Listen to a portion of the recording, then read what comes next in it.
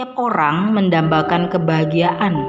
Bahkan bagi sebagian orang, kebahagiaan adalah segala-galanya. Oleh sebab itu, mereka berupaya untuk meraih kebahagiaan dengan bekerja, berkarya, bahkan ada yang menghalalkan segala cara. Dan biasanya, jabatan, uang, dan kekayaan dianggap sebagai sarana untuk mendapatkan kebahagiaan. Pernahkah terbersit di hati kita, saya pasti bahagia kalau menikah dan punya anak. Saya pasti bahagia kalau dapat pekerjaan itu. Saya pasti bahagia kalau punya rumah dan mobil.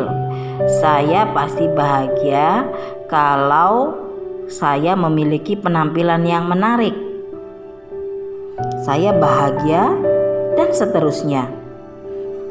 Dan apakah sewaktu tercapai cita-cita atau target yang diincar, Anda bisa terus bahagia atau kebahagiaan itu akan memudar? Yap, bagi dunia itulah kebahagiaan. Padahal kebahagiaan semacam itu hanyalah sementara dan lenyap di telan waktu. Ya, memang definisi kebahagiaan bagi setiap orang itu berbeda-beda sesuai dengan konsep berpikir masing-masing orang. Jujur, kita harus mengakui bahwa kita juga masih ada yang belum mengerti apa arti kebahagiaan yang sejati. Dan mungkin kita akan terkejut bagaimana Yesus mengajarkan hidup berbahagia dalam khotbahnya di bukit. Adapun Yesus mengajarkan tentang bahagia sebagai berikut. Berbahagialah orang yang miskin di hadapan Allah, karena merekalah yang mempunyai kerajaan sorga.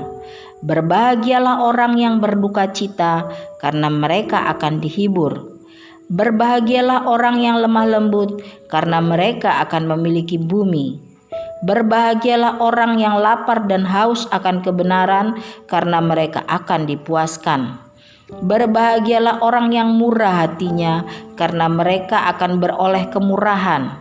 Berbahagialah orang yang suci hatinya, karena mereka akan melihat Allah.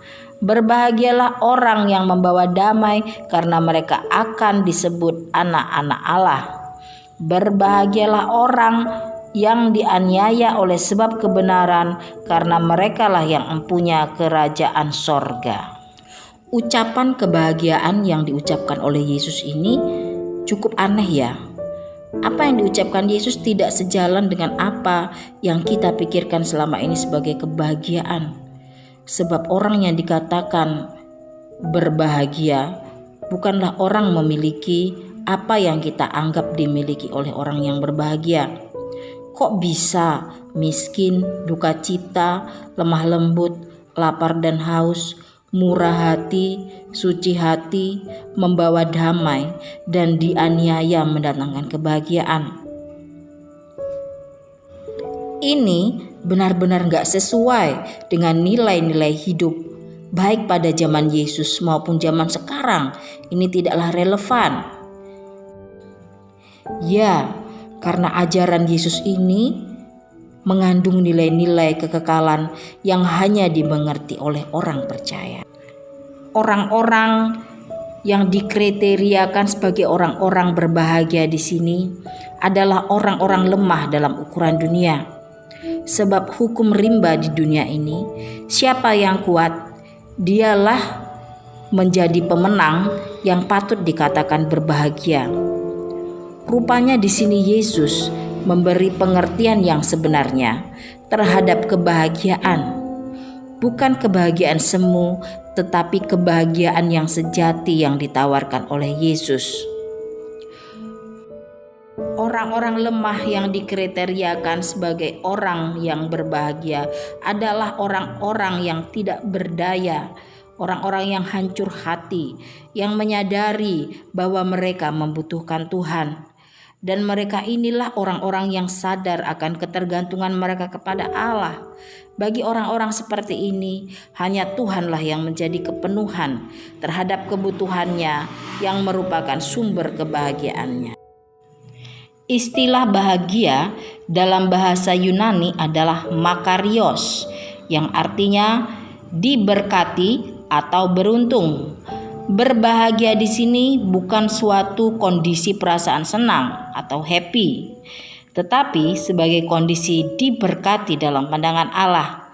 Artinya sungguh-sungguh diberkati atau bahagia, bukan gambaran bahagia semu seperti yang ditawarkan dunia. Kehidupan makarios adalah kehidupan yang senantiasa berbahagia dalam segala situasi. Berbahagia karena pengalaman berjalan bersama Kristus dan menikmati penyertaannya.